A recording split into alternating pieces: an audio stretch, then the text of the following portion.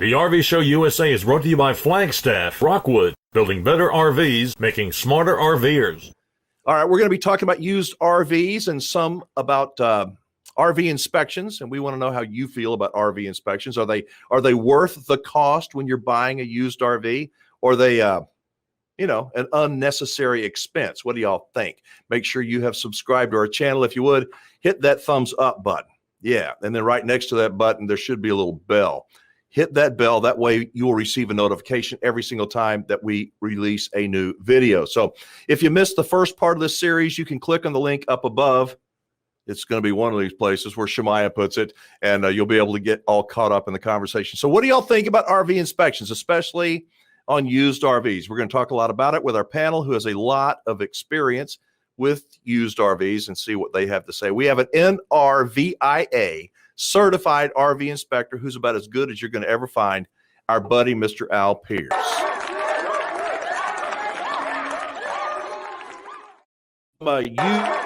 RV, we have Stacy and Phil Farley. They're famous RVing YouTubers. They really are. They're strong supporters of our military, and yes, they are show correspondents.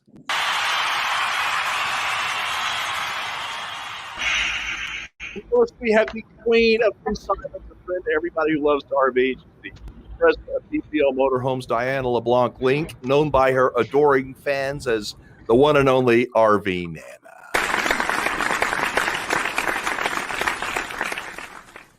Phil and Stacy, when y'all bought your motorhome, why did you buy used? We talked about it a little bit earlier in the previous segment. Again, if somebody's just catching this one, why did you buy used instead of new, and what were your biggest concerns? Well, honestly, the main reason we bought the rig the whole reason we went to look at it is because it was priced right. So Phil had been doing homework on pricing. He had his spreadsheets all written down. And so the price was perfect. So we started there. And then, when we were looking at price, we also know about depreciation. We all know RVs are not investments. They depreciate. So we bought used because we wanted somebody else to take that big hit, the first year or second year, whatever we ended up with. Yeah. And, the first year, difference in new and used is almost $100,000 when you're talking diesel pusher. So that dropped it down to a decent price point for us, and it only had 10,000 miles on it. So this thing was gently used to begin with. Wow. That's true. And we heard some horror stories about the first year and all the kinks that need to be worked out with RVs. So we figured if that was a thing, we would get something at least a year old, if not a couple years older than that. And then that way the last owner can work out on the kinks. So you spent a couple of years shopping for your RV. How many did you look at? How many did you actually go and test drive or go look at? We looked at a lot. We went in, Class A's, Class B's, Class C's, fifth wheels, trailers. We were just looking more for floor plans, what we liked, and we were almost building our perfect RV, looking at all of these different RVs. Then we settled on type of floor plan that interested us. Then we started looking at manufacturers and looking at their customer service history, if you will, and how the customers of those units, what they said about them. And I got into a lot of forums and I started reading. And, we narrowed it down to 2, and we ended up with our Tiffin. It sounds like you did so much homework, and I see people and I hear from them a lot that don't do any homework. I jokingly say, when we were in school, we could sometimes not, get away with not doing our homework. But if you don't do your RV homework, you're going to pay the price. One day you're going to pay it. And that's so true. It's like, walking into a lot and buying a used car just in some random lot. You don't know the lot. You don't know the company. You don't even know the make or model of the car. Why would you drive that home without even thinking about it? Or why would you buy a used home, a 20-year-old house? You're not going to walk in and buy it without knowing about that house. So That's kind of how I feel about it. Oh, in terms of inspections, Diana, over at PPL, I know we talked about, you sell thousands of RVs a year. What's your basic kind of short story, 30, 45 seconds? How does PPL inspect your RVs when you take one on consignment? Because I know you don't want to take some bunch of junk and somebody's problems, but you can't go deep dive into it like Al Pearce can. What do y'all do? Honestly, when the person brings their RV in, we don't do as much as we do when the vehicle sells. It's a matter of when the vehicle sells, if it's been sitting there for a month with us or 2 months, things that may have been working 2 months ago may not be working today. We've all gone RVing and we know how that happens, that it worked last week. What happened this time?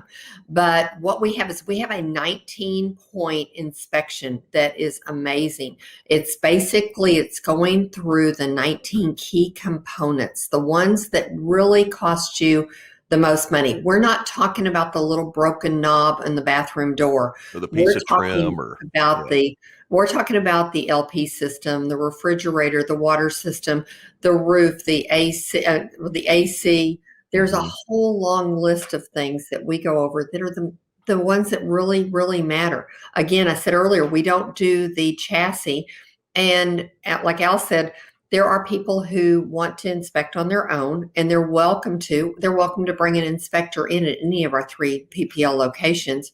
We'll help them if they'd like, but our system is really good, and our guys are going to demonstrate to you how they all work. That's the most important thing.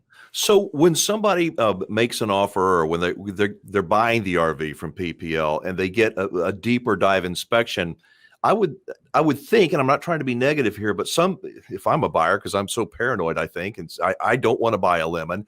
I want somebody like Al to come in, but there's not enough Als to service all the people that are trying to buy RVs. And so I'm thinking right now, today, the market is so hot that if I'm a seller of an RV, I'm not going to wait for 3 weeks or whatever it's going to take till an inspector comes out and inspect it, because I can sell it to somebody that's willing to take it the way it is. Am I right or wrong? Or well, basically what I see is that the RV owner, we have the seller and we have the buyer. And if you're buying an RV from us and something is identified during that pre-delivery inspection that is not working properly, we are in the middle there. We're going to go back to that seller and talk to them and tell them what is going on, and they'll determine if they're going to make that repair, what needs to be done. Are they going to give you some type of a compensation for it? Some people will do that. Or are they just saying, I can't do it? Pick another RV, Al, what is your approach when you go and you're going to do a full inspection on an RV? Before you even get there, I guess you get the year, make, model, and all that kind of stuff, and a general idea. So you got your head in the game.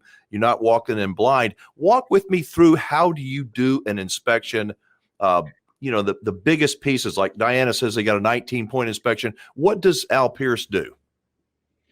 Well, it does vary based on the size, the model, if it's a diesel pusher or if it's a little 20-foot travel trailer. But yeah, we go through the same systems as Diana. And I tell folks, my goal today, doing your inspection, is to give you enough knowledge to make a good decision. We're going to find things that are going to be annoying that you need to fix yourself because they're little things, like Diana said, a kitchen knob or something like that. But I want to protect that major investment, that air conditioner, the water heater, the furnace, the microwave, all those working components. And we're going to make sure the roof's in good condition, because, well, guess what? That's where water starts and works its way down the RV. So it is a little different on each RV, but that's our ultimate goal. I tell everyone that. Yes, we do research prior to, so we can customize our software. So we one, make sure we test every component, but number two, we're not on site longer than we need to be fumbling through, trying to remember if we did this or did that or did this. We use the software, it takes us right through from start to finish. And at the end of that day, I give them the report. I'm more than welcome, and happens a lot, especially new folks. We'll spend an hour on the phone maybe at the end of the day. Hey, what questions can I answer? What things don't make sense to you, or how can I can't recommend they buy because I don't know anything about the buyer a lot of times. I don't know how they're going to use the RV, how often they're going to use it, what their budget is, do they work? So I can't recommend they buy it, but I want to make sure that they understand, especially new folks, that this device is working, but it's not really working right. And so depending on, the whole process of them and the seller, then they're on their own. That's all. That's our whole goal, is to give them enough information to make a good buying decision. Give me a estimate, a range of cost. What's it cost to do an RV inspection? I know it depends on what we're looking at, but about what does it cost and about how long does it take? You're correct, Alan. There's a couple of companies nationally that are actually they're automobile appraisers for insurance companies on damages like in floods. They don't charge hardly enough to even go to the job site, I don't think. But my best guess, because all of us inspectors are independent business owners, we operate in certain markets. Some are full-time travelers, some are snowbird travelers. If I had to guess, I'd say anywhere in the range of probably $450 to $1,000. And that doesn't include fluid analysis. If someone wants to get fluid analysis of an engine, just because none of us can see inside that engine. And fluid analysis is like a blood test.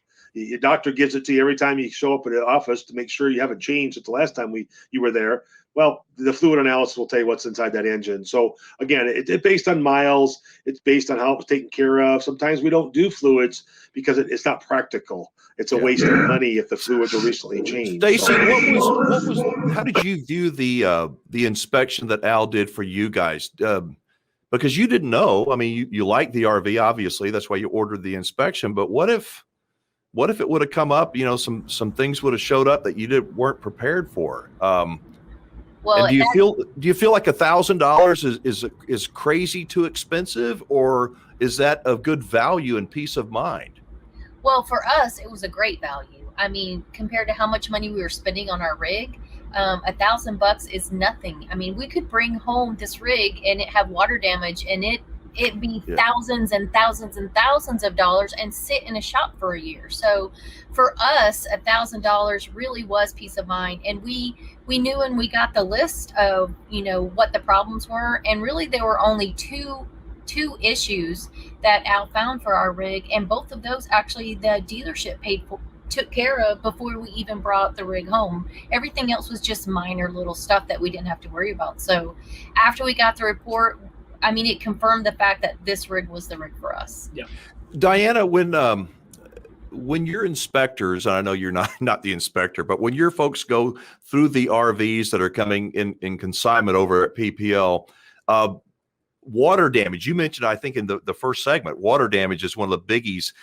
How much do you guys feel the flooring? You look for the sponginess, in the floor and in the cabinets and those areas as well, just looking for signs of water damage? We try to. We don't always see it, but now we have started something the last few months I'm so excited about, because when a person brings their RV in now to appraise it and to have it listed for sale, we have one of our service technicians get up on the roof. The roof tells you so many stories. It can tell you so many things, from where leaks are coming in, where maybe there was an accident somewhere, where a tree's hit it. And we're trying to be proactive here and give them a chance to make some repairs, because for the seller, it's better to make the repairs before water damages it more while it sits with us for a week or a month or whatever.